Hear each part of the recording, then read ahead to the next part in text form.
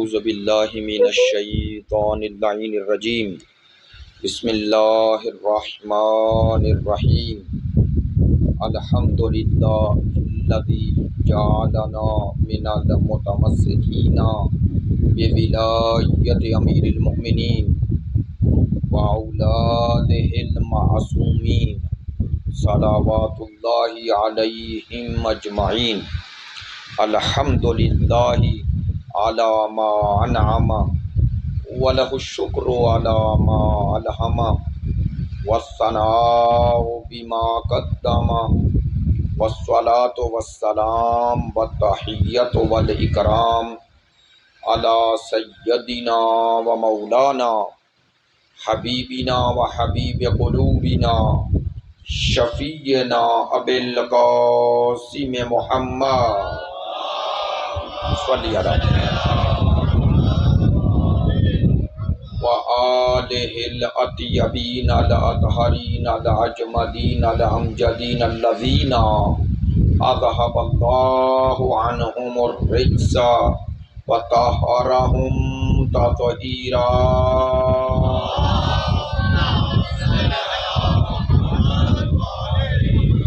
واللعنۃ الدائمۃ علی منکری فضائلہم وغاصبی حقوقہم من الآن الی قیام یوم الدین اما بعد فقد قال سبحانہ وتعالی فی کتابہ المجید بسم اللہ الرحمن الرحیم یا ایہا الذین آمنوا اتقوا اللہ وکونوا مع الصادقین صدق اللہ العلی العظیم ان اللہ وملائکتہ یصلون علی النبی یا ایہا الذین آمنوا صلوا علیہ وسلموا تسلیما۔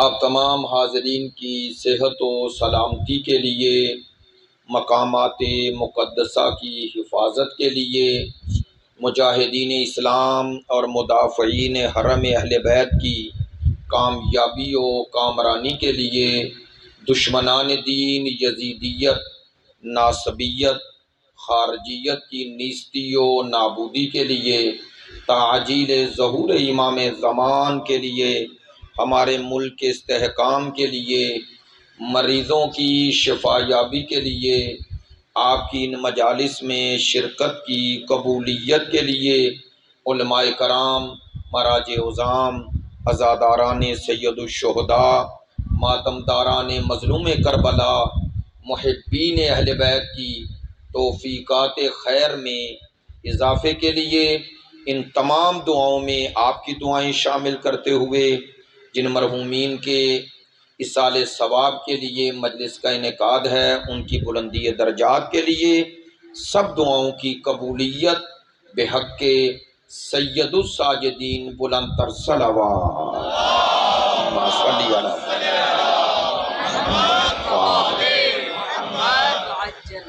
واجب الاحترام معزز و مکرم حاضرین مجلس، محبان اہل بیت، پیروان مکتب ولایت، عاشقان مکتب شہادت، خداوند متعال کا اس نعمت پر شکر ادا کرتا ہوں کہ اس نے ذکر اہل بیت کے توسط سے آپ کی زیارت کا یہ شرف عطا کیا ہے۔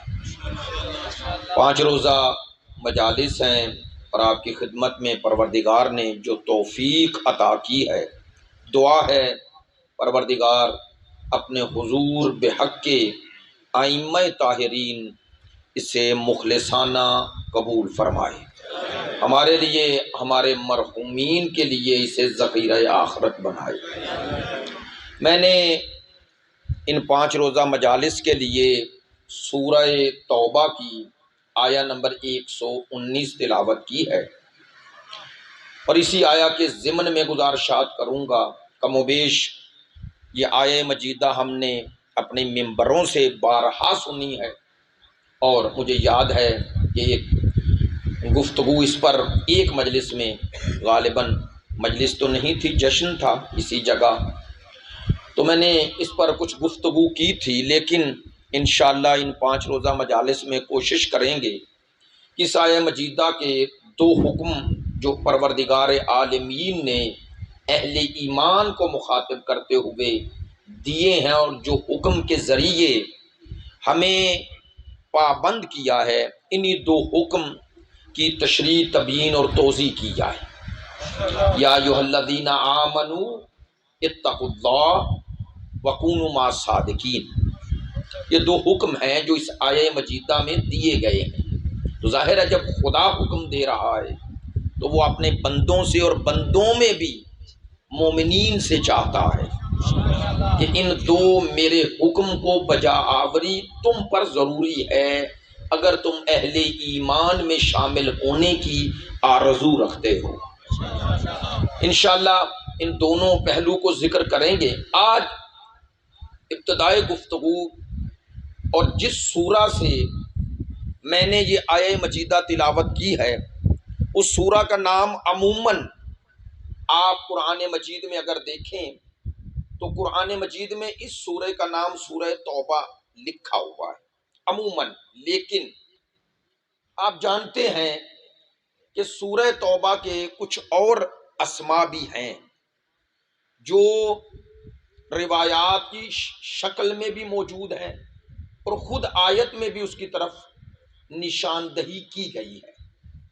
سورہ توبہ کا دوسرا نام سورہ براعت ہے، سورۃ العذاب بھی کہا جاتا ہے، اور یہ تینوں نام جو احادیث کی شکل میں اور اسی طرح بعض علماء نے جو نام اس کے رکھے ہیں ان میں سورہ براعت اس کا نام سب سے زیادہ شہرت رکھتا ہے، چونکہ اس سورہ کا آغاز ہی لفظ براعت سے ہو رہا ہے۔ آپ نے توجہ رکھنی ہے باتیں جو عرض کرنا چاہتا ہوں۔ قرآن مجید میں سورہ توبہ یا سورہ براعت یا سورۃ العذاب جو اس کے اسماء ہیں، اس سورہ کی ایک نشانی ہے۔ اگر آپ یاد رکھنا چاہیں قرآن مجید کے 114 سورے اور 113 سوروں پر جو آیا موجود ہے، سورہ براعت پر وہ آیا موجود نہیں ہے۔ ماشاءاللہ، بسم اللہ الرحمن الرحیم اس سورہ پر نہیں ہے۔ یہ بزرگوں کے لیے نہیں، نوجوانوں کے لیے ایک نشانی ہوتی ہے۔ جیسا کہ ہمیں یاد ہے جب ہم قم میں گئے تو اسی طرح یہ ایک استاد نے آج تک بات بتائی، تو اس وجہ سے آپ جانتے ہیں عموماً حابیل قابیل میں وہ بندہ متردد ہو جاتا ہے، قاتل کون تھا اور مقتول کون، تو وہ استاد نے بتایا جس میں قاف آتی ہے وہ قاتل ہے اور جس میں ہے آتی ہے وہ مقتول ہے۔ تو آج تک وہ یاد ہے کہ اب بھولتے نہیں ہیں، ممبر پر بھی اور زیر ممبر بھی، کہ وہ قابیل اس میں قاف آ گئی تو وہ قاتل سے قتل، ایک نشانی رکھی۔ تو اسی طرح اس سورہ کی شناخت کا بھی ایک ذریعہ ہے کہ یہ سورہ کا آغاز بسم اللہ سے نہیں ہو رہا، باقی 113 سوروں پر بسم اللہ موجود ہے، ایسے ہی ہے نا۔ امیر المومنین، امام المتقین، قائد الغر المحجلین، اسد اللہ الغالب علی ابن ابی طالب علیہ السلام، صلی علی محمد وآلہ، مولا کائنات سے پوچھا، اور کتاب کا نام ہے محاسن التعبیر، اور اس روایت کو درج کیا ہے، نقل کیا ہے امام حاکم نیشاپوری نے اپنی کتاب مستدرک امام حاکم میں۔ تھوڑا سا توجہ رہے گی تاکہ یہ باتیں بھی مفید ہوتی ہیں، جب 5 دن ہوں تو یہ باتیں بھی ہونی چاہیے تاکہ ہمارے معلومات کے ساتھ ساتھ اس حوالے سے ایک انسان کے پاس وہ نالج آتا ہے اور بات پھر کرنے میں آسانی ہو جاتی ہے۔ مستدرک اس کتاب کو کہتے ہیں کہ جو کسی کتاب کے بعد اسی کے ضابطے کے مطابق لکھی جائے۔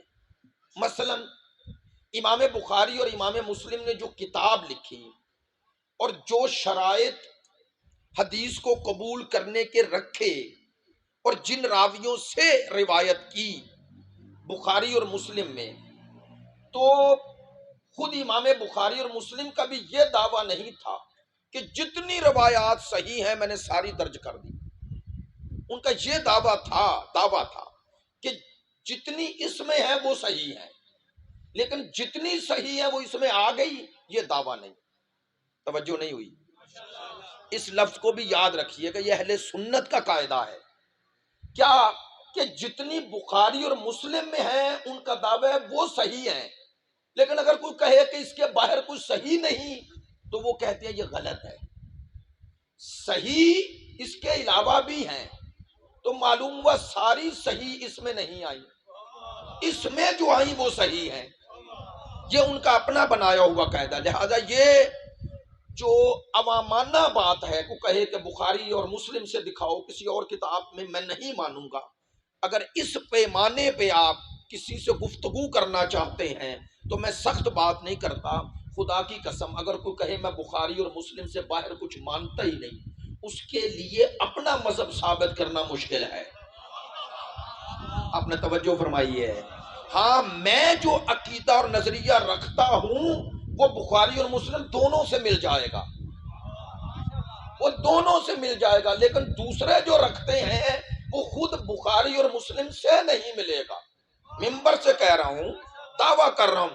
آپ نے اکثر یہ حدیث سنی ہے نا، کتاب اللہ و سنتی، سنی ہے نا.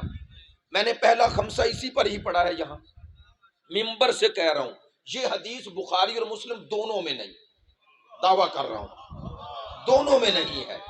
اور جو ہم دعویٰ کرتے ہیں کہ سرکار نے دو چھوڑی لفظ ثقلین کے ساتھ، کتاب اور اہل بیت، قرآن اور اہل بیت، وہ حدیث صحیح مسلم شریف میں ہے.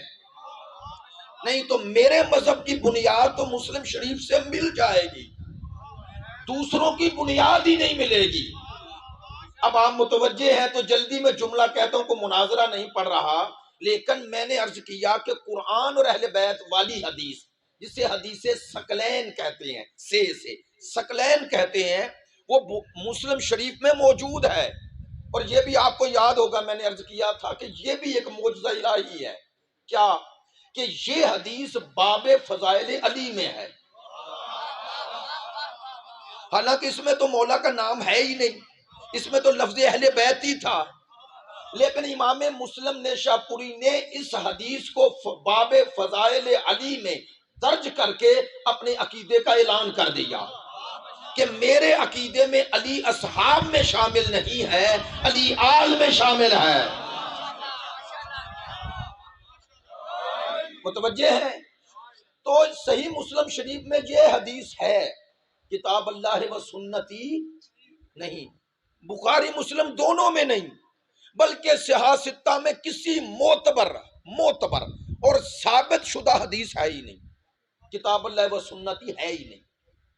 صحاح ستہ میں، صحاح ستہ کی 3 کتابوں میں، صحاح ستہ کی 6 میں سے 3 کتابوں میں، اور بعض نے کہا 4 کتابوں میں یہ حدیث ثقلین ہے. اور سب سے بڑی آپ کے لیے یہی دلیل کافی ہے کہ مسلم شریف میں آ گئی. عجیب ہے کہ جو حدیث مسلم شریف میں آ جائے اسے ماننے والا تو مسلم نہیں ہے، اور جو مسلم میں آئی نہیں ہے وہ مسلم بن جاتا ہے. ایک صلوات پڑھیے بلند آواز ہے. اچھا، تو عرض یہ کر رہا تھا اسی پیرائے میں کہ بخاری اور مسلم نے جو معیار بنا کے احادیث لکھی اور جو نہیں لکھ سکے، مستدرک اس کتاب کو کہتے ہیں جو ان کے بنائے ہوئے ضابطے کے مطابق محدث آتا ہے اور دیکھتا ہے وہ کون سی حدیث ہے جو ان دونوں کی شرط پہ پوری اترتی ہے. جو حدیث وہ ان کتابوں میں لکھے ان کی شرط کے مطابق اسے کہتے ہیں مستدرک. پتہ چل گیا؟ مستدرک علی الصحیحین اسی لیے اسے کہا جاتا ہے، یعنی بخاری اور مسلم کی شرائط پر امام حاکم نے اس کتاب میں احادیث نقل کی ہیں. تو اس میں یہ روایت بہت خوبصورت ہے جو آج آپ تک عرض کرنی ہے. یاد ہے نا، سورہ برات پر بسم اللہ نہیں ہے، اس کا پس منظر اپنی طرف سے نہیں. امام حاکم نے مستدرک میں یہ روایت نقل کی جو توجہ کی طالب ہے کہ حضرت عبداللہ ابن عباس نے امیر المومنین سے سوال کیا کہ قرآن مجید کے سورہ برات اور توبہ پر بسم اللہ کیوں نہیں؟ آپ نے توجہ فرمائی ہے، تھوڑا سا میرے ساتھ ہوں، بیدار ہو کے بات سنیں۔ سوال کرنے والے ہیں حضرت عبداللہ ابن عباس۔ عبداللہ ابن عباس کون ہے؟ عالم اسلام میں قرآن مجید کے اسی آیات کی تفسیر میں جس ہستی سے سب سے زیادہ اقوال نقل ہوئے ہیں وہ عبداللہ ابن عباس ہے۔ انہیں کہا جاتا ہے حبر الامہ، امت کا ایسا حبر، اشارہ ہے جس طرح یہودیوں کے علماء تھے تورات کے عالم، انجیل کے عالم، یعنی وہ کہنا چاہتے ہیں عبداللہ ابن عباس اسی طرح قرآن کے عالم ہیں۔ توجہ ہے، عبداللہ ابن عباس قرآن کے اتنے بڑے عالم کہ سب سے زیادہ روایات انہی سے آئیں۔ میں نے یہ بات بلا وجہ ذکر نہیں کی، عبداللہ ابن عباس ڈائریکٹ شاگرد ہے مولا کائنات کا۔ توجہ ہے، تو اس کا معنی کہ عبداللہ کے پاس اگر قرآن کا علم آیا تو اسی سے آیا جو قرآن کا حقیقی وارث ہے۔ اب دیکھیں یہ ہے مولا کا فیض۔ مولا جانتے تھے مجھ سے تو نہیں لیں گے، میں اپنے اور امت کے درمیان ایک واسطہ بنا دوں تاکہ جو میرا فیض لینا چاہ رہے ہیں محروم نہ رہ جائیں۔ اب توجہ فرمائیں گے، عبداللہ ابن عباس رضی اللہ عنہ نے سوال کیا کیا؟ سوال یہ کیا کہ سورہ برات پر بسم اللہ کیوں نہیں؟ اب جملہ کہہ رہا ہوں، پوری تمہید تھی۔ حضرت عبداللہ ابن عباس کا یہ سوال کرنا کہ سورہ برات پر بسم اللہ کیوں نہیں، یہ دلیل ہے کہ عصر مصطفیٰ میں، دور سرکار دو عالم میں، سرکار دو عالم کے زمان میں قرآن مجید کا جو سورہ پڑھا جاتا تھا اس پہ بسم اللہ پڑھی جاتی تھی۔ نہیں توجہ ہے، میری بات پہ توجہ فرمائیں۔ نہیں، یہ بات ممبر سے اب ذرا وضاحت کروں گا، بزرگوں سے معذرت۔ ایسی باتیں جب ہم کرتے ہیں تو بعض مومنین کیوں بیگانے رہتے ہیں؟ چونکہ وہ اس کا پس منظر نہیں جانتے جو کہہ رہا ہوں، اس لیے اب وضاحت کر رہا ہوں۔ مکتب امامیہ میں یہ جو ہر سورت پر بسم اللہ الرحمن الرحیم لکھی ہوئی ہے، ہر سورے کا آغاز اس سے ہو رہا ہے۔ مکتب تشیع میں، امامیہ میں، محمد و آل محمد کے شیعوں کے درمیان نزدیک ہر سورے کی بسم اللہ اس کا جز ہے۔ کیا معنی؟ ہمارا یہ اعلان ہے اور ایمان ہے کہ ہر سورے پہ بسم اللہ نازل ہوئی۔ تو آپ کہیں گے یہ کیا کیوں کہہ رہے ہیں کہ نازل ہوئی؟ کوئی ایسے بھی ہیں جو کہتے ہیں نازل نہیں ہوئی۔ ہاں ماشاءاللہ، توجہ ہو گئی۔ ہمارے علاوہ دوسروں کا یہ نظریہ ہے کہ بسم اللہ ایک دفعہ صرف نازل ہوئی، باقی نازل نہیں ہوئی، لیکن ہر سورے پہ لکھ دی گئی۔ توجہ ہے، لکھ دی گئی۔ ہم کہتے ہیں یہ اضافی نہیں، یہ حصہ ہے۔ اب نہیں معلوم کتنے لوگ دوست پہنچیں گے بعد تک، لیکن وضاحت نہیں کروں گا چونکہ ایک الگ موضوع ہے۔ بھئی جو کہتے ہیں جز ہے وہ تو قرآن میں اضافے کے قائل ہی نہیں، اور جو کہتے ہیں اضافی لکھی ہے وہ تو اضافے کے قائل ہو گئے۔ تو تحریف اضافہ ماننا ہے، جز ماننا نہیں۔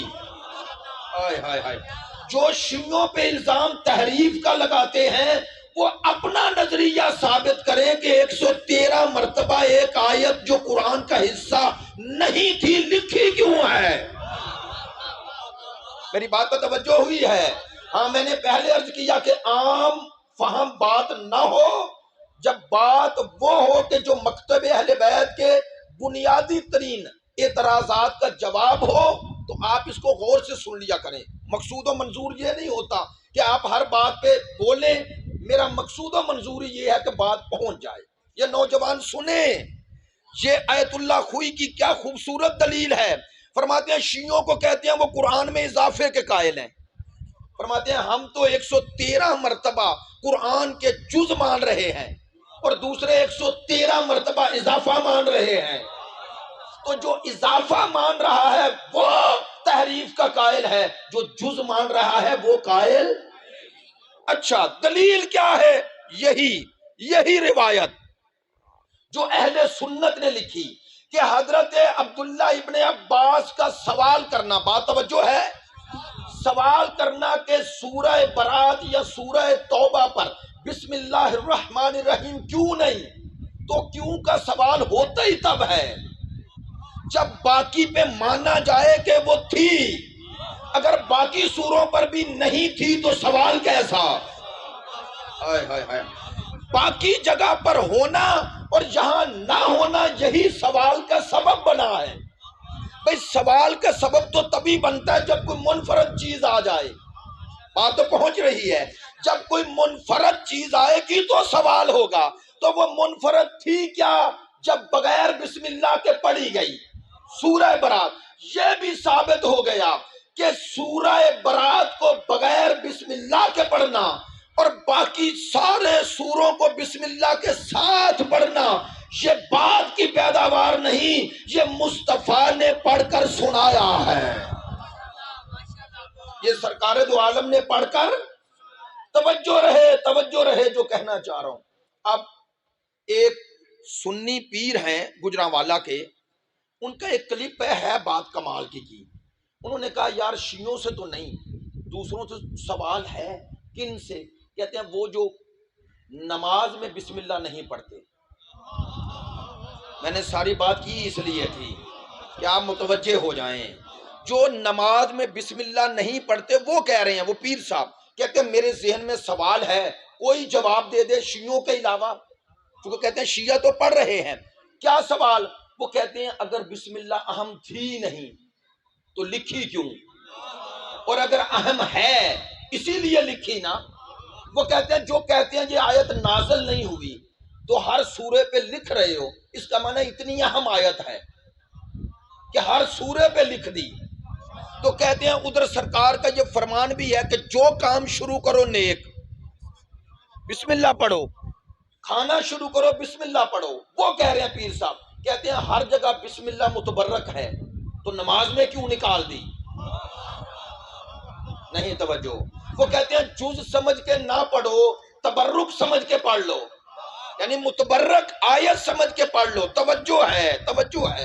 میں جو بات کہنا چاہ رہا ہوں امیر المومنین کا جواب بھی عرض کر دوں، پھر اگلی بات کرتا ہوں۔ جب پوچھا گیا امیر المومنین سے کہ سورہ برات میں بسم اللہ کیوں نہیں ہے، اللہ اکبر، مولا نے فرمایا لِأَنَّهَا أَمَانٌ وَبَرَاءَ نَزَلَتْ بِالسَّيْفِ۔ فرماتے ہیں بسم اللہ کیا ہے؟ کہتے ہیں بسم اللہ ہے اللہ کو رحمان الرحیم پکار کے اس سے رحمت طلب کرنا۔ متوجہ ہیں دوست؟ میں نے وضاحت جملے کی کرنی ہے تو پھر آپ سب میرے ساتھ ہوں گے۔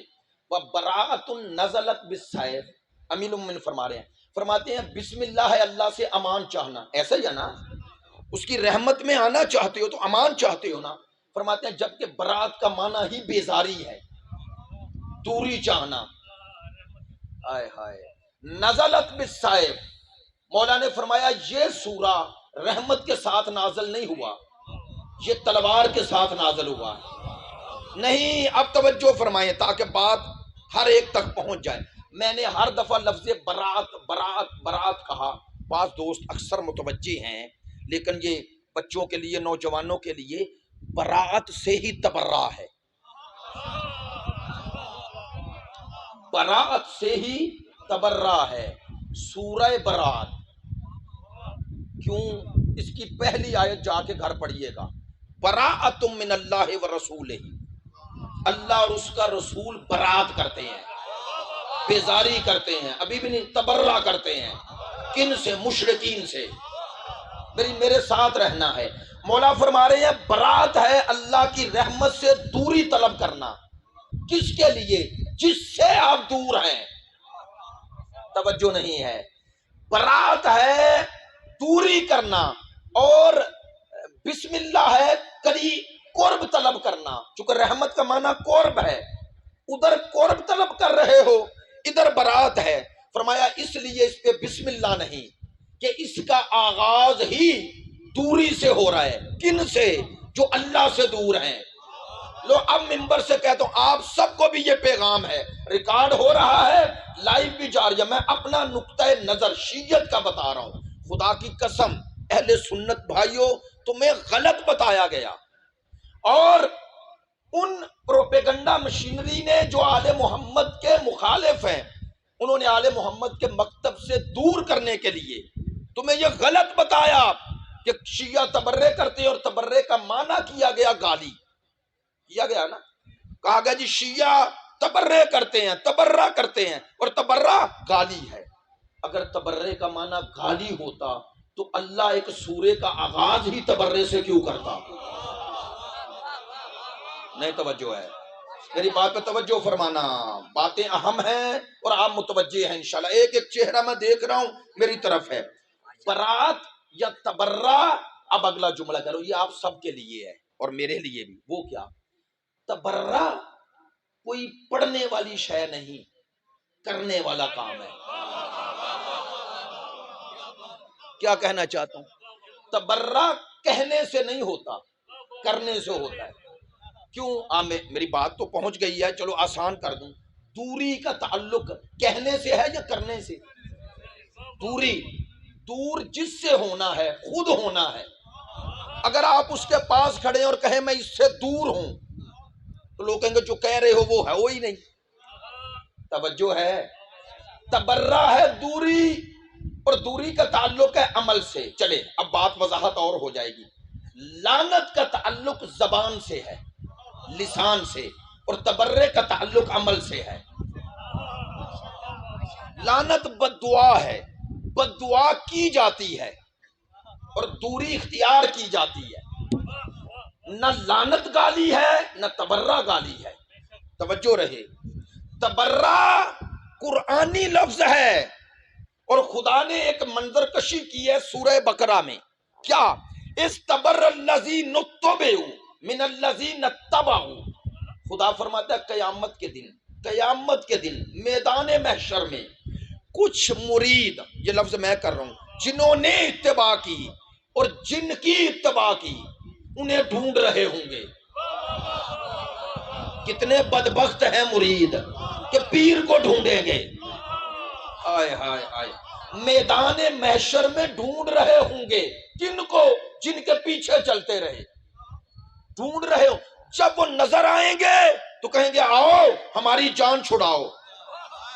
آئے، قرآن ہے سورہ بقرہ آیا نمبر 166، 166 دیکھ لیجئے جا کے۔ خداوند متعال اس آیا کا درج کیوں کر رہا ہے؟ توجہ رہے کہ یہ جنہوں نے پیروی کی، جن کی، تو اس کو جو پیروی کر رہا ہے مرید کہہ لو اپنی اصطلاح میں، جس کی کر رہا ہے اسے پیر کہہ لو۔ اب یہ مرید اس پیر کو ڈھونڈے گا اور کہے گا آؤ میری جان چھڑاؤ اس عذاب سے۔ قرآن کہتا ہے یہ دونوں ایک دوسرے سے تبرہ کریں گے، یعنی دور دوڑیں گے۔ توجہ نہیں ہے، دور دوڑیں گے۔ وہ کہے گا میں تیری جان کیسے چھڑاؤں، میں تجھے جنت میں کیسے لے جاؤں، میری تو خود مشکوک ہوئی ہے۔ نہیں، یہ قرآن ہے نا۔ پتا چلا ہر پیر اس قابل نہیں ہوتا۔ توجہ فرمائیں، اور اس کے اثرات جو یہاں کسی کے پیچھے چلتے ہو وہاں ہوں گے۔ میں آپ سے بات کر رہا ہوں، یہاں کسی کے پیچھے، بہت شکریہ جزاک اللہ، یہاں کسی کے پیچھے چل رہے ہو تو چلنے سے پہلے دیکھ لینا کہ وہاں پہنچ کر کچھ اور نہ نکل آئے۔ میرے ساتھ رہیے گا، میرے ساتھ رہیے گا۔ میں کہنا یہ چاہ رہا ہوں کہ تبرہ، براعت، یہ گالی نہیں، یہ گالی نہیں۔ اب آئیں، بات سخت کرنے لگا ہوں، اور توجہ بار بار اس لیے چاہ رہا ہوں کہ یہ پیغام ہے آج کا، ریکارڈ ہو رہا ہے، جائے گا لوگوں تک، جانا چاہیے میرے مذہب کا پیغام۔ مکتب تشیع میں، مکتب اہل بیت میں گالی دینا حرام ہے۔ حرام کا کیا معنی؟ ایسا فعل ہے جس سے اللہ ناراض ہوتا ہے۔ توجہ ہے؟ ممبر سے پھر دوہرا رہا ہوں، مکتب تشیع میں گالی دینا حرام ہے، تبرہ گالی نہیں۔ جو گالی دے کے سمجھتا ہے میں نے تبرہ کیا دشمنان آل محمد سے، اس نے تبرہ نہیں کیا، اس نے فعل حرام کیا ہے۔ توجہ، توجہ، ممبر سے پھر دوہرا رہا ہوں، گالی دینا حرام ہے۔ اب اس سے بھی مشکل جملہ جو آپ سب کو پریشان کرے گا، اور پھر میں وضاحت کرتا ہوں۔ گالی یزید کو بھی دینا حرام ہے، یعنی آپ کا چپ ہونا بنتا ہے، کیونکہ مجھے خود پتہ ہے کیوں اس لیے یزید کو گالی دینا حرام ہے کہ یزید نعوذ باللہ نقل کفر نہ باشد، اس میں کوئی اچھائی ہے نہ، ادھر نہیں کہ اس کو گالی دے رہے ہو میں اس کا دفاع کر رہا ہوں، نہ، گالی خود فعل حرام ہے۔ بات پہنچی ہے؟ نہیں، آپ جو عمل کر رہے ہیں نا وہ حرام ہے۔ آپ یزید پہ توجہ، آپ یزید پہ لعنت یا یزید سے تبرہ کر کے چاہتے ہیں خدا کا قرب، چاہتے ہیں امام حسین کی خوشنودی، تبرہ اور لعنت کرو تو خوشنودی امام ملے گی، گالی دو تو نہیں ملے گی، چونکہ گالی دینا خود فعل حرام ہے۔ بات پہنچی ہے؟ یعنی جو فعل کر رہے ہو وہ فعل اللہ نے نہیں مانگا۔ آسان کر دوں، اللہ نے گالیاں نہیں مانگی، اللہ نے تبرہ مانگا ہے، خدا نے لعنت مانگی ہے۔ زیارت عاشورہ میں لعنت ہے، گالیاں نہیں۔ قرآن میں لعنت ہے، گالیاں نہیں۔ اسی لیے قرآن نے کہا لعنت اللہ علی الکاذبین، جھوٹوں پہ اللہ کی لعنت ہے، تو اللہ جھوٹوں کو گالیاں دیتا ہے؟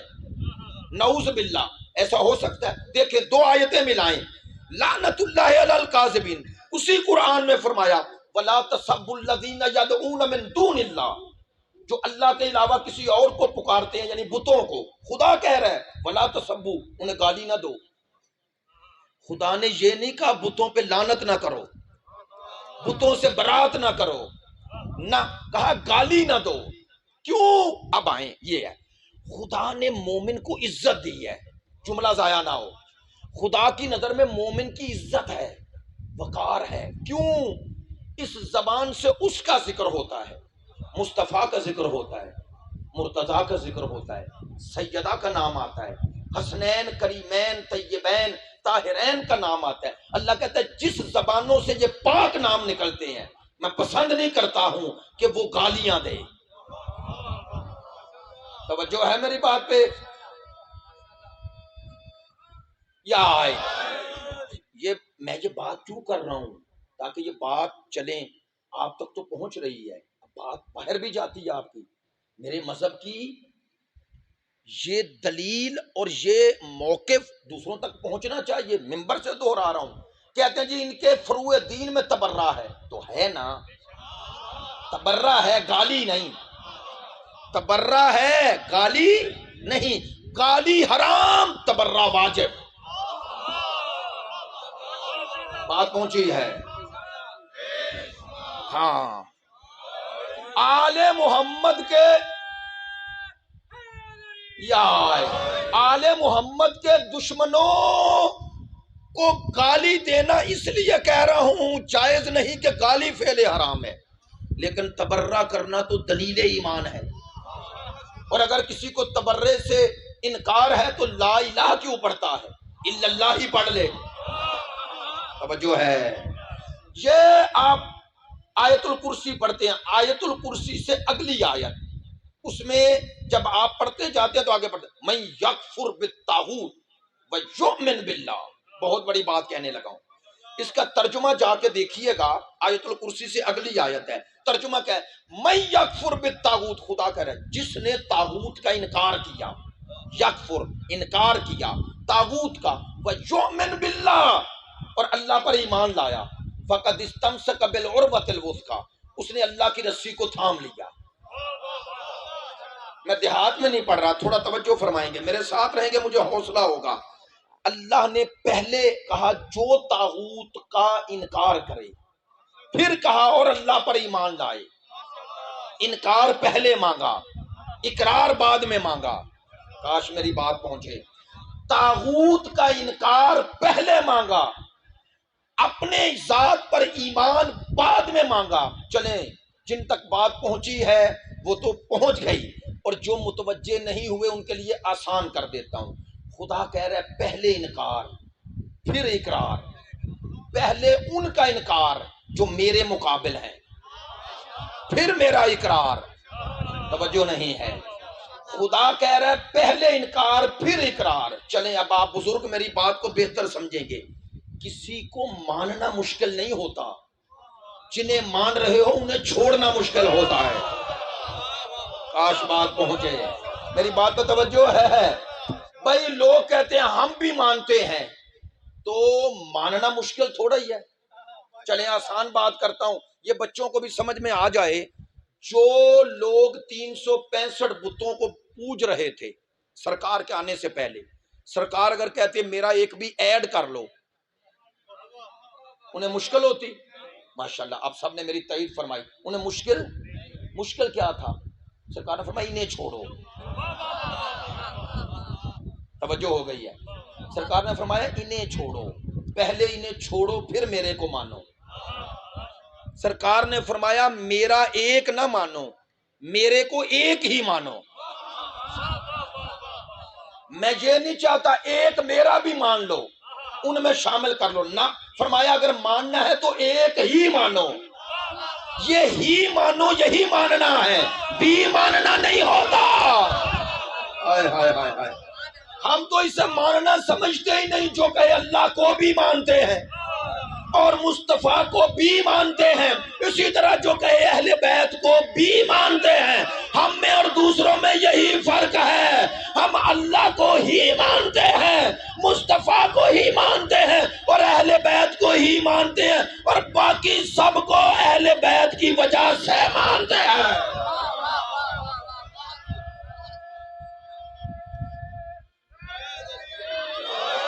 جزاک اللہ، بابا سے بلند صلوات۔ توجہ ہے میری بات پہ؟ انشاءاللہ آپ خوبصورتی سے متوجہ ہیں، اور بات آپ تک جس تناظر میں پہنچانا چاہ رہا تھا کافی حد تک پہنچ گئی۔ تو کہنا کیا چاہ رہا ہوں، میں نے کہا براءت، تبرہ، بیزاری، یہ سارے لفظوں کا ایک ہی معنی ہے، یہ براءت سے ہی نکلے ہیں، یہ دوری۔ تو آپ میری بات کی تائید فرما رہے ہیں، دوری عمل سے ہی ہوتی ہے۔ آپ کسی پارٹی کے رکن ہیں نا، تو دوسری پارٹی کے دفتر میں جا کے نہیں بیٹھتے ہر روز، مصلحتاً چلے جائیں ایک دفعہ ملنے، وہ نہیں کہہ رہا، لیکن اگر الیکشن ہو رہا ہو، جھنڈا آپ نے کسی کا لگایا ہو اور بیٹھے رہیں کسی کے دفتر میں، توجہ ہے؟ نہیں، منافقت زندگی کے کسی مرحلے میں کامیاب نہیں ہوتی۔ میں نے بات جلدی میں کہہ دی ہے بھئی، ادھر بھی رہنا یہ منافقت ہے، اور منافق پر کوئی اعتماد نہیں کرتا۔ اعتبار اسی کا ہوتا ہے، چاہے ادھر ہو چاہے کھڑا ایک طرف ہو جائے، اور جس کے ساتھ کھڑا ہے اس کے ساتھ کھڑا رہے، ایسے ہی ہے نا۔ تو زندگی میں کبھی دو روئی نہ دکھانا، اگر آپ مصلحتاً چپ ہیں تو دونوں سے چپ ہو جائیں، دور ہو جائیں۔ ویسے کہہ رہا ہوں حق و باطل کی جنگ نہ ہو، اور عمومی زندگی میں آپ اگر سمجھ، ویسے تو اسلام نے کہا ہے جہاں آپ کو پتہ چل جائے یہ درست ہے، کھڑے ہو جاؤ اس کے تعاون علی البر والتقوی، نیکی اور تقوی پہ تعاون کرو، یعنی اس کے مددگار بن جاؤ۔ ولا تعاونوا علی الاثم والعدوان، خدا کہہ رہے ہیں اسم یعنی گناہ، عدوان یعنی ظلم پر کسی کے مددگار نہ بننا۔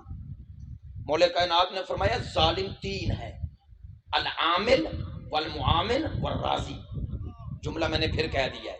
مولا فرماتے ہیں ایک ظلم کرنے والا، ایک اس کے ظلم میں مدد کرنے والا، اور تیسرا جو اس ظلم پہ رضایت دے رہا ہے۔ یہ تینوں ظالم ہیں، اور ظالم پر اللہ کی لعنت ہے۔ بات پہنچی ہے؟ چلیں، یہ درمیان میں جو باتیں کیے جا رہا ہوں 5 دن ہیں، آپ کو یہ تھوڑی باتیں تنگ کرتا رہوں گا آپ کے مزاج کے خلاف کر کے، تاکہ آپ کا اور میرا مزاج ایک بن جائے کم از کم 5 دنوں میں۔ اب توجہ فرمائیں گے، جو اس جملے کا نتیجہ دینا چاہ رہا ہوں بڑا خوبصورت ہے، وہ کیا؟ میں نے عرض کیا تبرہ دوری ہوتی ہے، پڑھی نہیں جاتی۔ یہ کیوں اللہ نے تبرہ رکھا؟ تبرہ رکھا کیوں؟ چونکہ یہ دلیل، میری طرف متوجہ نہیں، کچھ بھی نہیں ہوا، دلیل ایمان ہے، یہ دلیل ایمان ہے، یہ دلیل ایمان ہے کہ آپ جب اللہ کے حصار میں آ گئے تو غیر اللہ سے دور ہو جائیں، دشمن خدا کے حصار سے دوری اختیار کریں۔ سنیے گا کہنا کیا چاہتا ہوں، تبرہ عمل سے ہوتا ہے۔ کیا کہنا چاہ رہا ہوں؟ یزید سے تبرہ کرنا ہے نا، کیا ہے تبرہ؟ یہ ہے کہ یزید کے اندر جو رذائل تھے، رذائل، خسائل نہیں کہہ رہا، خسائل پاک ہوتے ہیں، رذائل کہہ رہا ہوں، نجاستیں تھی جو یزید میں، آپ نے اس کے کردار کی وہ نجاستوں کو پڑھا یا سنا؟ اب ان کو اپنے اندر سے نکالتے گئے، جتنا نکالتے جاؤ گے تبرہ ہوتا جائے گا۔ بات پہ توجہ ہو گئی ہے؟ لو جملہ کہہ رہا ہوں، آپ آفس میں بیٹھے ہیں، آفس میں بیٹھے ہیں، باقی سب آپ کے ہم عقیدہ نہیں، آپ وہاں پر ایک آل محمد کے مکتب کے نمائندہ بن کے بیٹھے ہیں، ان لوگوں کو پتا ہے کہ یہ فقہ جعفری کا ماننے والا ہے، آپ اگر آل محمد سے تولا یعنی محبت میں اور آل محمد کے دشمنوں سے تبرہ کرنا چاہتے ہیں تو کیا کریں؟ آپ ہر وہ کام کریں جو آل محمد نے کیا ہے، اور اس سے دوری اختیار کریں جو انہوں نے مخالفین نے کیا ہے۔ لو آپ زبان سے کچھ نہ کہیں، آپ کا عمل ہی تبرہ کر رہا ہے۔ بات پہ توجہ ہو گئی؟ چلیں یہ بات تو ایک تناظر میں کہہ دی، اب دوسرے تناظر میں بھی کہتا ہوں، یہ کو خوش کرنے کے لیے نہیں کہہ رہا، حقیقتاً کہہ رہا ہوں، خدا کی قسم تولا اور تبرہ کا ایک مصداق ہماری عزاداری ہے۔ بات جلدی میں کہہ دی ہے، یہ جو بازاروں میں نکل کے ماتم کرتے ہو یا حسین کہہ کے سینے پہ ہاتھ مارتے ہو، یہ تولا بھی ہے تبرہ بھی ہے۔ تولا ہے حسین سے، تبرہ ہے یزید سے، اسی لیے تو ماتم کچھ کو ناگوار ہے۔ میری بات پہ توجہ ہے؟ تو آج کی گفتگو کا یہ پہلو کہ تبرہ رحمت سے دوری ہے، اس لیے اس سورہ پر بسم اللہ نہ آئی۔ اب آئیں، سورہ برات کا پہلا مرحلہ یہ تھا کہ یہ بسم اللہ کے بغیر ہے، اس کا معنی دوسری سوروں پہ بسم اللہ ہے، تو جب ہے تو اس کا جز ہے نا، تو نماز میں بغیر بسم اللہ کے مکتب تشیع میں نماز نہیں، ایسے ہی ہے نا؟ اچھا، اب آپ کو وہ بات میں نے پہلے عرض کی تھی، موضوع سے مناسب ہے اس لیے دہرا رہا ہوں، معذرت کے ساتھ، جنہیں یاد ہوگی ان سے معذرت کے ساتھ۔ پتہ ہے یہ بسم اللہ سب نے پڑھی ہے پہلے، یہ تھی نماز میں، یہ نکالی گئی، دلیل دے رہا ہوں، ممبر سے دے رہا ہوں، امام فخر الدین رازی کی تفسیر کبیر پڑھ لیں، تفسیر کبیر، انہوں نے بسم اللہ کی ظاہر پہلی آیت ہے، بسم اللہ پہ پوری بحث کی ہے۔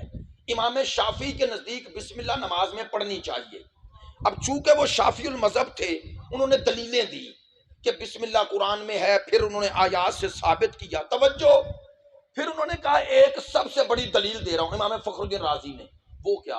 وہ کہتے ہیں کہ میں نے جب تفاسیر اور احادیث پڑھی کہ بسم اللہ کون پڑھتا تھا، تو کہتے ہیں مجھے ایک نام نے ہی قائل کر دیا، کون ہے؟ وہ کہتے ہیں نفس رسول۔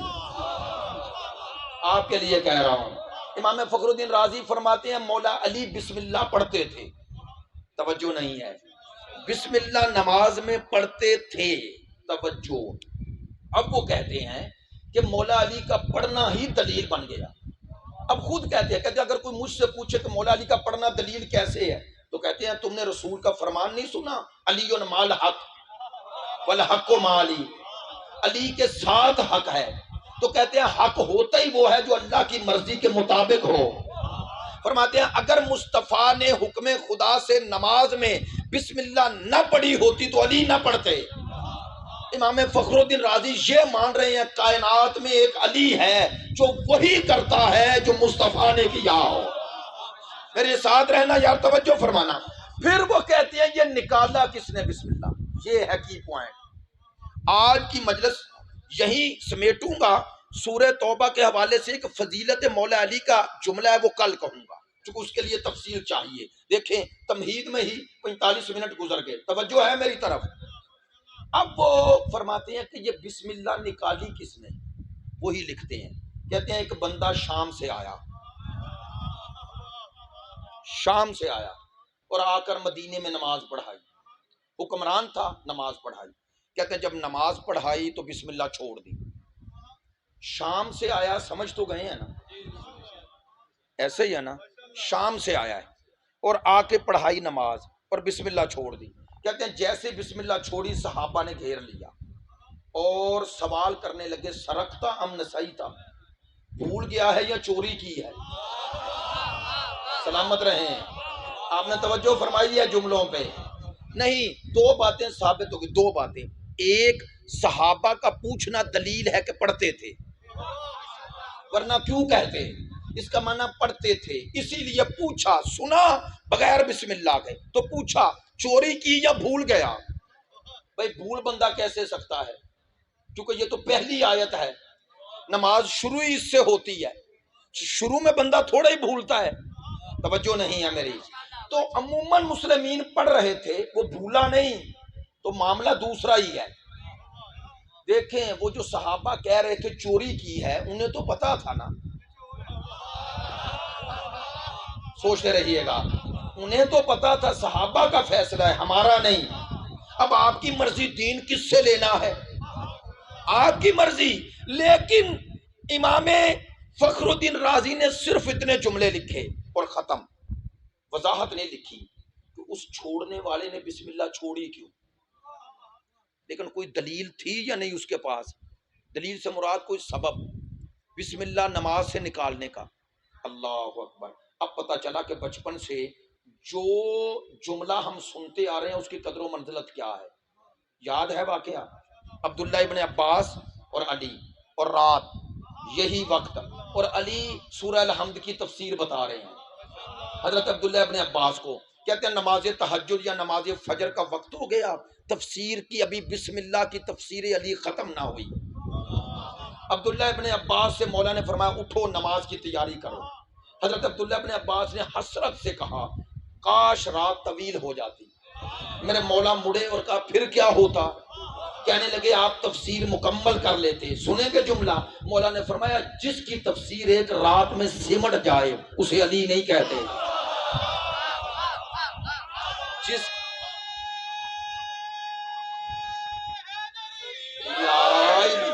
جس کی تفسیر ایک رات میں سمٹ جائے اسے، اچھا مولا پھر تفسیر الحمد کی ہو ہی نہیں سکتی؟ فرمایا ایسا بھی نہیں، میں علی ہوں، میں تمہیں ایک نقطہ دے دیتا ہوں۔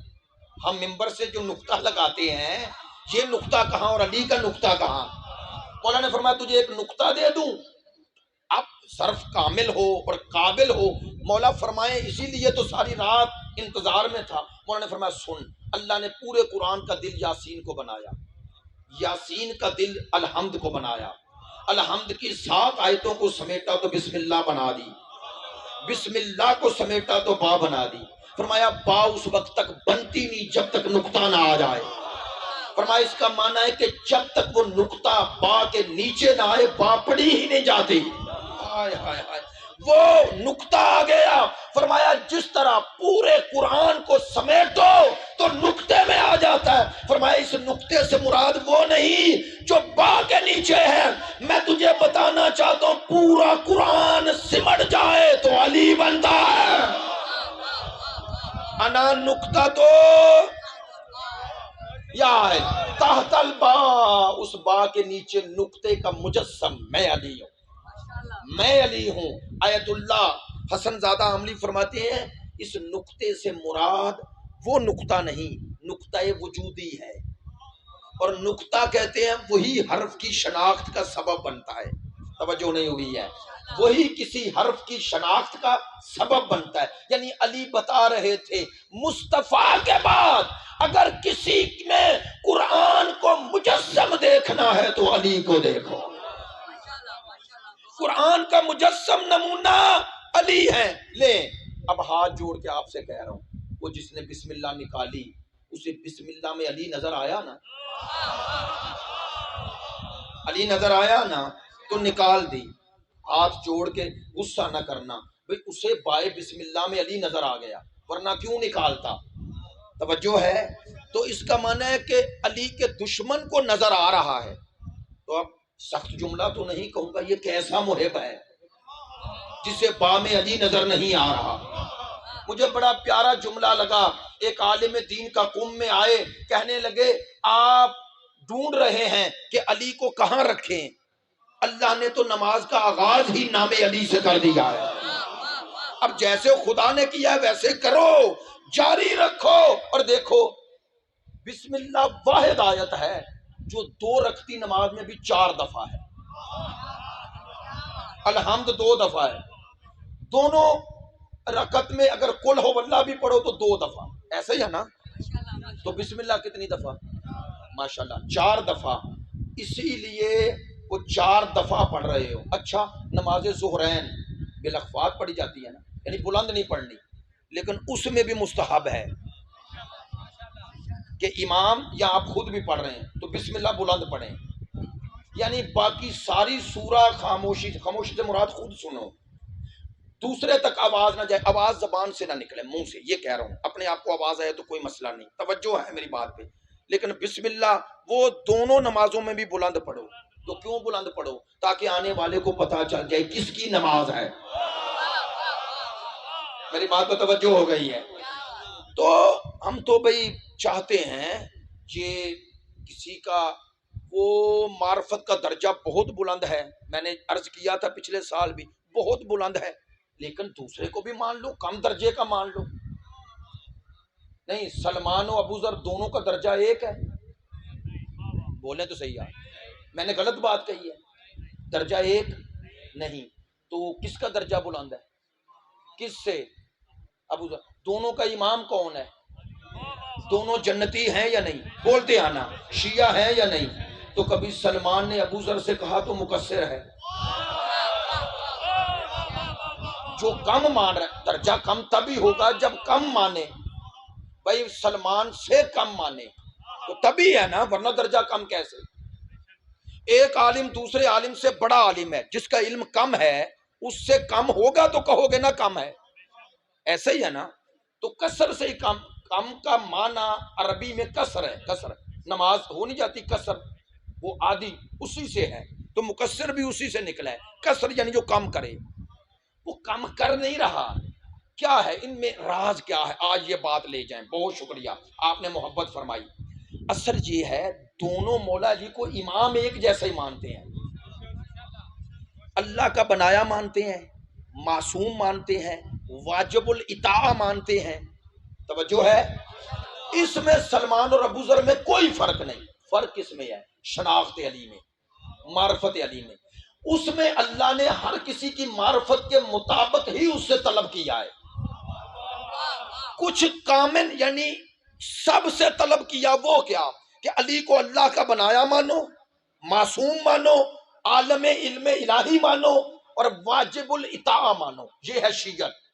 اس کے بعد ہے معرفت، معرفت ہر کسی کی اپنے علم کے مطابق ہے، وہ اگر کسی کی معرفت زیادہ ہے اور جس کی کم ہے، اس زیادہ والے کو حق نہیں سے مقصر کہے۔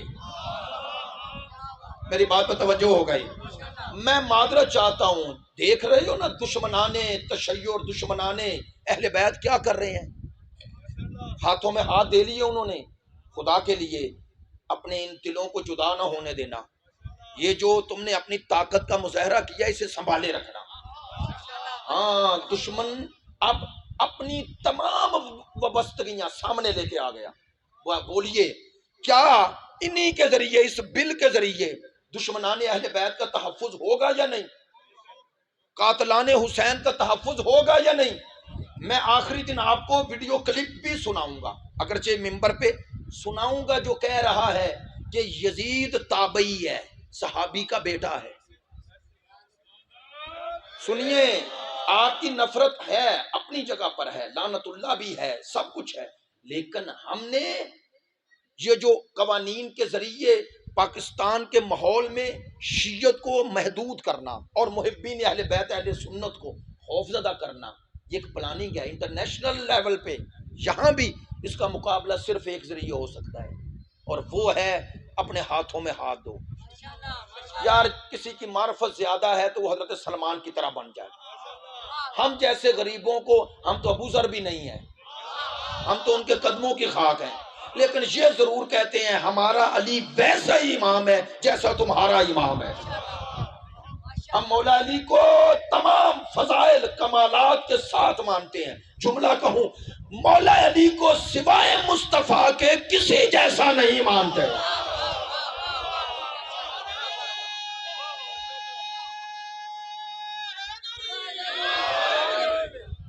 اس لیے آپ سے عرض کر رہا ہوں، ان اختلافات، جو یہ اختلافات کا بیج بوئے تم میں، سمجھ جاؤ یا جاہل ہے یا مرض رکھتا ہے یا غرض رکھتا ہے۔ جہالت مرض ہے، مفادات غرض ہے، یا غرض کے تابع ہے یا مرض کے تابع ہے۔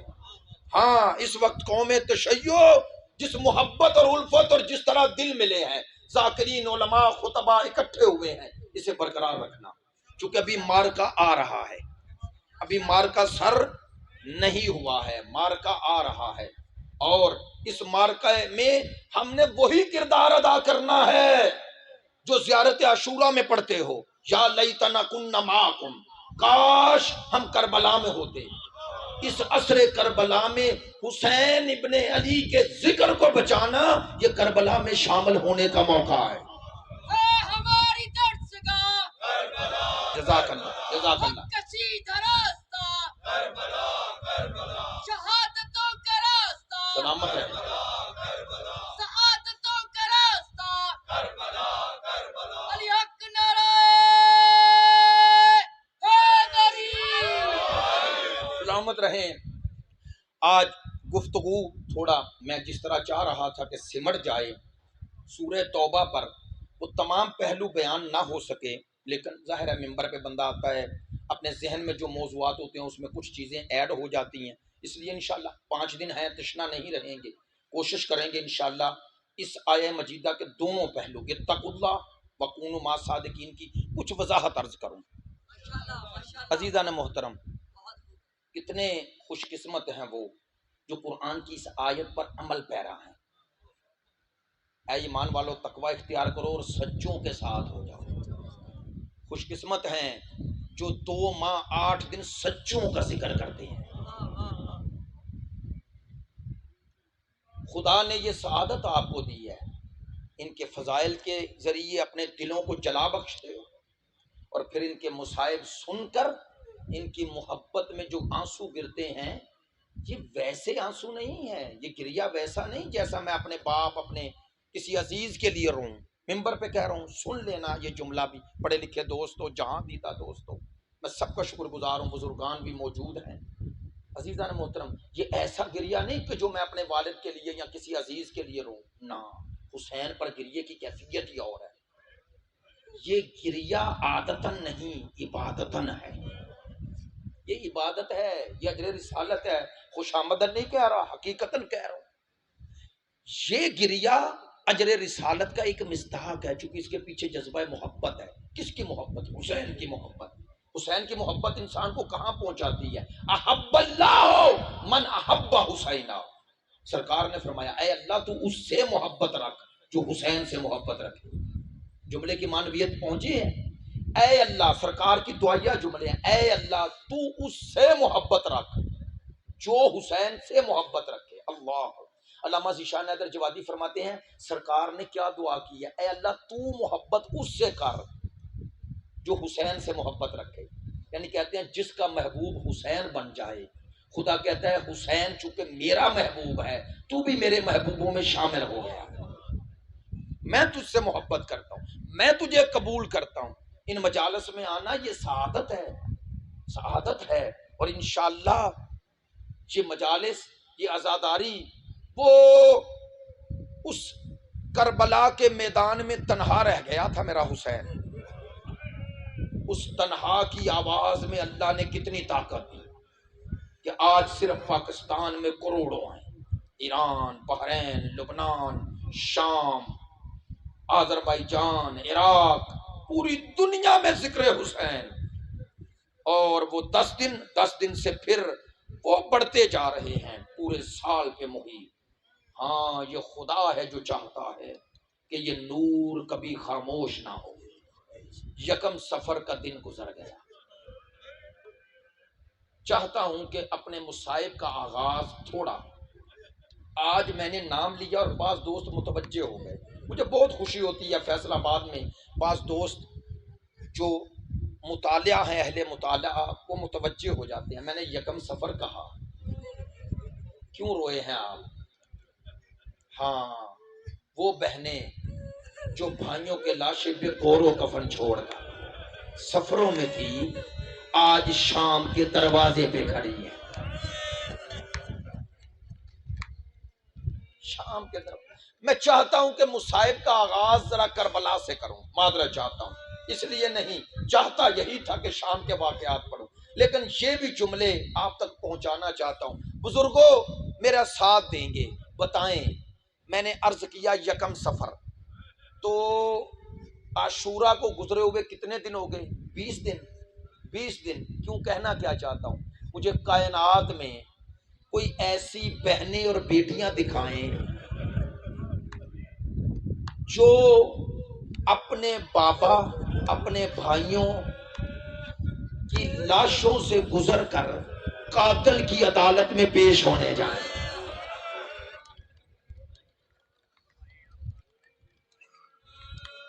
آپ کو یاد ہوگا گزشتہ سال بھی میں نے یہ جملہ عرض کیا تھا، مسائل میں تکرار نہیں ہوتا۔ مجھے بڑا پیارا جملہ لگا، لاہور میں ہمارے ایک سید ہیں، کہنے لگے قبلہ مصائب میں کبھی نہ کہا کریں میں نے پہلے یہ پڑھا ہے، کیونکہ مصائب میں تکرار ہے ہی نہیں، مصائب تو وہی ہے، یہ تو مومن کے دل میں قبر حسین ہے کہ اسے یہ تکرار لگتا ہی نہیں، تکرار نہیں لگتا۔ آپ کو یاد ہوگا اے پی ایس کا واقعہ ہوا تھا، آرمی پبلک سکول کا۔ اس واقعے کے 1 سال بعد جب اس کی برسی آئی تو میں نے ٹی وی چینل پر یہ ایک ماں کا انٹرویو سنا، اس شہید بچے شہید ہوئے تھے، یاد ہے، ایک بچے کی ماں کا انٹرویو تھا جو آج تک 2 جملے یاد رہ گئے جو میرے مصائب سے ربط رکھتے ہیں، اس لیے عرض کر رہا ہوں۔ میں دیکھ رہا تھا، صبح کا وقت تھا، 2 سوال ایسے کیے اس انٹرویو لینے والی خاتون نے کہ ماں کے جملوں نے دل چیر دیا۔ پہلا سوال اس نے کیا کہ بتائیں آپ کی حالت کیسی ہے؟ 1 سال بچے کی شہادت کو گزر گیا، عجیب جواب دیا۔ ماں نے کہنے لگی کہ تو شادی شدہ نہیں ہے؟ اس نے کہا نہیں۔ کہا اسی لیے پوچھ رہی ہے، کبھی ماں سے اولاد کا غم نہ پوچھنا، کبھی ماں سے اولاد کا غم نہ پوچھنا۔ دوسرا سنیں گے جو سوال تھا جو میرے مصائب سے ربط ہے۔ ہاں، رونے کے لیے تو آپ کو اشارے چاہیے ہوتے ہیں نا، میں دیکھ بھی رہا تھا اور رو بھی رہا تھا، ساتھ میری بیوی بچے سب سن کے رونے لگے جب میں نے وضاحت کی۔ دوسرا سوال اس نے کیا کیا، اس نے کہا چلیں آپ کو غم تو نہیں بھولا، اب کیفیت کیسی ہے، کیسے آپ کی زندگی کے دن گزر رہے ہیں؟ اس خاتون نے جو شہید کی ماں تھی کہنے لگی میں دن رات روتی تھی، بچہ نہیں بھولتا تھا۔ پھر کہتی ہے میری بیٹی شادی شدہ ہے، میرا داماد، دونوں میرے گھر آئے اور مجھے باتوں میں لگایا میرے داماد نے، اور پھر تھوڑی دیر بعد اجازت لے کے چلے گئے تو مجھے کال کی کہ اماں، میری بیٹی نے، کہ گھر میں جتنی بھائی کی چیزیں تھیں نا، تصویریں، کپڑے، بیگ، جوتے، میں سب لے گئی۔ کہتی ہے ماں، کہتی ہے میں نے ناراضگی کا اظہار کیا۔ اس نے کہا آپ صحیح کہتی ہیں، لیکن مجھے پتا ہے جب تک یہ آپ کے سامنے رہیں گی میرے بھائی کی نشانیاں، کبھی آپ کو صبر نہیں آئے گا۔ ہاں اب سوچو نا یار، اس سے بڑا مصیبت کا جملہ، مصائب کا جملہ میرے پاس نہیں ہے۔ میں نے اسی وقت سوچا اس کا معنی ہے کہ اگر ایک گھر سے لاشا اٹھے نا، ایک اٹھے اور اس کی کوئی نشانی سامنے نہ آئے تو یاد کم آتا ہے۔ اب سوچو کربلا سے کوفہ اور کوفے سے شام، جملہ کہوں، جو بی بی سر اٹھاتی ہے نو کے نیزہ پہ کبھی اکبر نظر آتا ہے، کبھی قاسم نظر آتے ہیں، کبھی اونو محمد نظر آتے ہیں، کبھی کمرے بنی ہاشم نظر آتا ہے، میرے ساتھ رہنا، کبھی حسین نظر آتے ہیں۔ جملہ کہوں، خدا کی قسم میں سوچتا ہوں کہ ہر بی بی سر کو دیکھ کے نو کے نیزہ پر ضرور نوحہ پڑتی ہوگی، گریہ نہیں رکتا ہوگا، صبر نہیں آتا ہوگا، لیکن سوچتا ہوں ان بیبیوں میں رباب کا کیا حال ہوگا۔ میں سوچتا ہوں جب آقا زادی رباب سر اٹھاتی ہوگی اور دیکھتی ہوگی سامنے چھوٹا سا سر ہے تو رو کے کہتی ہوگی میرا لال تیری عمر کے بچوں کے سر، اجرکم اللہ۔ ایک جملے کا اضافہ اور آپ کی زحمت ختم کر رہا ہوں۔ کائنات میں کیوں رو رہے ہیں؟ آپ کے وسیلے سے یہ جملے بھائیوں تک پہنچاؤں، محبین اہل سنت تک پہنچاؤں۔ کائنات میں آپ نے متعدد جنازے دیکھے ہیں، خدا نہ کرے کسی گھر سے جوان کا جنازہ اٹھے، اس جوان کے جنازے پہ سب کے رونے کی، سب کے آنسو شامل ہوتے ہیں، لیکن 3 رشتے پوچھنے نہیں پڑتے، ایک بھائی، دوسرا والدین اور تیسری بہن۔ پوچھنا نہیں پڑتا کہ یہ کون ہے جو اتنا رو رہے ہیں، لیکن ان رونے والوں میں بہن کا رونا منفرد ہوتا ہے۔ آج کے دور میں بھی جب بہن آتی ہے نا تو بھائی کو دیکھتے ہی ایک جملہ کہتی ہے بھیا میرا انتظار تو کیا ہوگا، اور پھر میت پہ گر جاتی ہے۔ ہمارے بزرگ جو محرم رشتے ہوتے ہیں، چچا ماموں اگر زندہ ہو تو پیار سے اٹھاتے ہیں اور کہتے ہیں بیٹی تیرا غم بڑا ہے لیکن صبر کر، ایسے ہی کہتے ہو نا؟ خدا کی قسم اس لیے روتے ہیں، کائنات میں واحد بہن ہے اور پہلی بہن ہے، رونا چاہتی ہے اور قاتل کی طرف دیکھ رہی ہے۔ ہاں، جب علی کی بیٹی 11 محرم کو اپنے بھائی کی لاش پر آئی، ہاں کائنات میں نہ ایسا بھائی ہے نہ ایسی بہن ہے، بس آپ کی زحمت ختم کر رہا ہوں، نہ کائنات میں ایسا بھائی ہے نہ ایسی بہن ہے۔ بہن کس انداز سے آ رہی ہے؟ ہاتھ پسے گردن ہے۔ ہاں، میں یہ جملے جو پڑھ رہا ہوں کتاب کا نام لے لیتا ہوں، الوقائع والحوادث میں لکھتے ہیں علامہ ملبوبی، کہتے ہیں جب بی بی آئی نا مقتل میں، پیچھے پیچھے سید الساجدین کا ناکا ہے، آگے آگے بی بی کا ناکا ہے۔ ان ملعونوں نے ایک جگہ ناکے کو ٹھہرایا، جان بوجھ کر ٹھہرایا۔ سنو گے کون سی جگہ ہے؟ جب اس جگہ ٹھہرایا نا، میری بی بی پلٹی اور اپنے بھتیجے اور امام وقت کے چہرے پہ نظر کی، اور پتہ ہے کیا پوچھا؟ کہا بیٹا سجاد مجھے بتا میرا بھائی کہاں ہے؟ نہیں، جو متوجہ ہو گئے ہیں، کبھی بہنیں بھائیوں کے لاشیں بھولی ہیں؟ اس کا معنی لاشیں کی حالت ایسی تھی کہ بی بی کو پوچھنا پڑا۔ اب اگلا جملہ سنیں گے، بی بی نے جیسے ہی سوال کیا، چہرہ سجاد پہ دیکھا، جواب کا انتظار نہیں کیا۔ سادات و مومنین ہاتھ جوڑ کے سخت جملہ ہے، جواب کا انتظار نہیں کیا۔ بی بی نے بھلا کیا کیا؟ اسی کھڑے ناکے سے بی بی ایسے زمین پر آئی جیسے عباس بن باز ہو کے آیا۔ جیسے جب اس انداز سے بی بی زمین پر آئی، میرا مولا سجاد مڑے، روتے روتے کا پھپھی اماں ناکے کو حکم کرتی بیٹھ جاتا۔ سنیں گے؟ بی بی نے کہا بیٹا میں نے یہ کام جان بوجھ کے کیا ہے۔ کیوں کیا ہے؟ کہا مجھے تیرے چہرے پہ موت کی زردی نظر آئی۔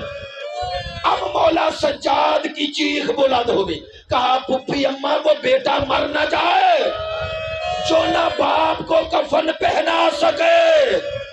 بس آخری جملہ، زحمت ختم۔ یہ تو بیٹا تھا، بہن نے کیا کیا؟ ایک دفعہ پتھروں کو ہٹایا۔ میں نے جملہ کہہ دیا اور آپ نے سن لیا۔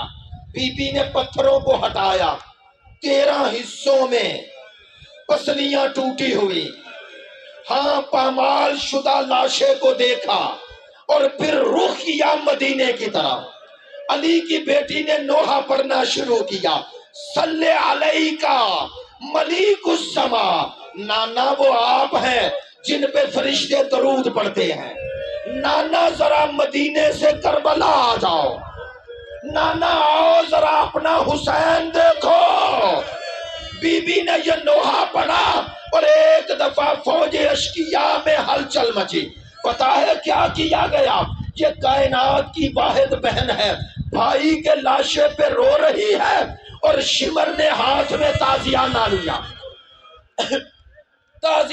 لیا اور میرے اور آپ کے چوتھے امام کی پشت پر آیا۔ اللہ جانے اس نے تازیانے کے ساتھ کیا کیا کہ روتے روتے ام المصائب اٹھی اور ایک جملہ کہا بھائی حسین معاف کرنا، تیری نسل بچانے کا وعدہ کیا ہے۔ الا لعنت اللہ علی القوم سیعلم۔ خدایا محمد و آل محمد کے صدقے میں ہماری اس عبادت کو شرف قبولیت عطا فرما۔ پروردگار حاضرین پہ اپنی رحمت نازل فرما۔ پروردگار ناصبیت، خارجیت، یزیدیت کو عقلا کما فرما، نیست و نابود فرما۔ محبان اہل بیت کی غیبی مدد فرما۔ پروردگار محبان اہل بیت، محمد و آل محمد کے چاہنے والے اہل ولا، اہل عزا میں محبت، الفت اور ہمدلی قائم فرما۔ پروردگار ہمیں سیرت ائمہ کو سمجھنے اور اس پر عمل کرنے کی توفیق عطا فرما۔ قلب یوسف زہرا امام زمان کو ہم سے راضی و خوشنود فرما۔ جن مرحومین کے ایصال ثواب کے لیے مجلس کا انعقاد ہے، پروردگار ان کے درجات عالی و متعالی فرما بحق محمد۔ انشاءاللہ کل 9:10 پہ انشاءاللہ۔